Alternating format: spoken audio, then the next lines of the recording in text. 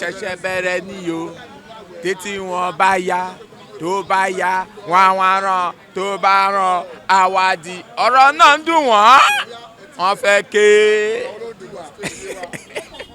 First subsidy, to my own little knowledge, before you take a decision, there is some certain things you do.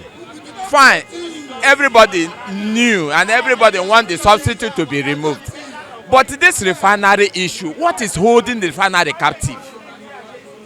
This refinery, even if they don't repair the refinery, fuel will get to 1,000. If they still believe in carrying our crude to abroad, refine, because it might not be his fault, but what the exchange rate says is what is affecting. It's a business. Whatever you go, you get abroad. When you come, you do plus and minus, and then fix your price.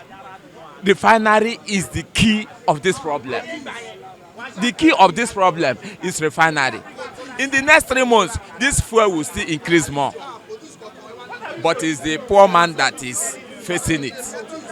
The masses is facing it. The transport, the person who is a civil servant earning 30,000 or less. The people who teach in private school earn less. They enter motor 250, 300, 400. This situation is creating an avenue for more corruption. For people to, somebody who does not have mind of corruption, this situation will make him or her to think otherwise. Somebody who does not have mind to steal, to cheat, now will begin to cheat to sustain himself and his family. That is all I have to say. Well, the issue of fuel, subsidy must be removed. That's just it. There's nothing we can do about it. Subsidy must be removed. But the only issue though, before you remove a subsidy, you are supposed to create a palliative for people. You understand? So that people, the harsh condition they are facing might be down. So I think what the president should do and his team is to make sure that they find something to do for the people. You understand? Like palliatives. Then there will be no problem. The fuel subsidy, that you remove fuel subsidy is not a bad thing, but there is a way of doing it. When you remove fuel subsidy, it doesn't mean that necessarily the fuel will go up. It can come down. Are you getting me? Removing the subsidy now, it makes the rich to be richer, the poor to be poorer. It did not favor the poor masses, but rather it favors the big masses. Are you getting me? That is it.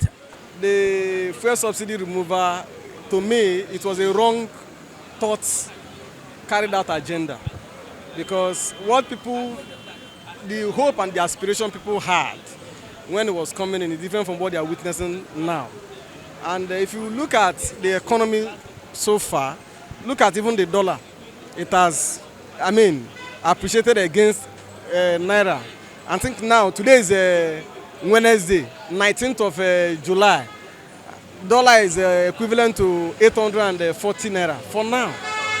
How does the common man survive? All of these affects every facet of our economy. People cannot feed. If you walk, now this is Ojueleba now, if you walk from here to Costain, just walk. Between that stadium, you get at least more than 2 or 3 people will accost you begging for money. That is a sign of hunger.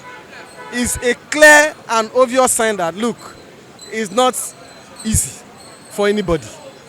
So I think he has to retrace his steps in terms of his economic plans for now, reevaluate them and know the way forward. Otherwise, before 6 months, you will see people dying, falling on the streets out of hunger. And again, if we narrow it down to the economy in terms of production, most companies, if care is not taken, we fold up. Because most people who are working, their salary remain the same. The transport from where they stay, their resident to working place, is exorbitant. If you calculate it and minus it at the end of the month, what they take home is a token, which is not even enough to put food on the table. So it's really unimpressive and highly devastating. Well, my opinion actually, since he came to power, he has made a lot of changes. And he removed the OCL subsidy when he came in. He removed the chief of staff, the supreme, the military service chief, and he was able to make some appointment some of the appointment he made actually is a good appointment because he actually used, he used expert in the field, area of field. So he did well in most of the appointment. But there are a lot of things that still left unanswered. The reason is that there's no way President Ahmed Tinubu will separate himself from the last government because he was the national leader. As a matter of fact, if he didn't help Buhari, there's no way Buhari could have become president. So he was part and parcel of that administration. So one thought that for them being in power for 8 years, he could have been able to understand the real thing that is happening in Nigeria, and he coming in, it will take no time to fix things out. But the way things are now, it's like he did not understand the country before coming in there. This fuel subsidy, we now see that many people have parked their vehicle. There is nothing moving. Okay, from here to Ikeja now, we are being carried 400 before now.